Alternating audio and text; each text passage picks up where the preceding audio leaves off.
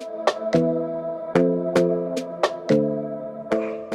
guys, welcome back to the channel, and in today's video I'm going to be doing a quick tutorial on how you can force restart your Apple Watch device.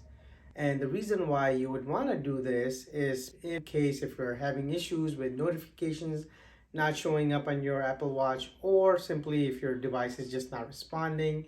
So with that, let's get started. So in order for you to force restart your Apple Watch device, what you're going to want to do is you want to hold down the crown and the side button both together, so just like that, and you want to keep pressing and holding it until you see the Apple logo.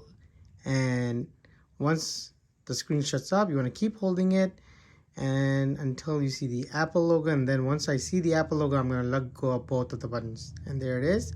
So now I'm just going to go ahead and let both of them go, and that should complete the force restart.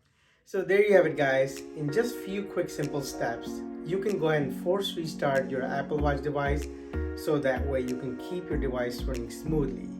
And with that, hope you guys liked today's video, and if you haven't already done so, please remember to go ahead and hit the like button. Don't forget to subscribe to the channel. As always, see you on the next one.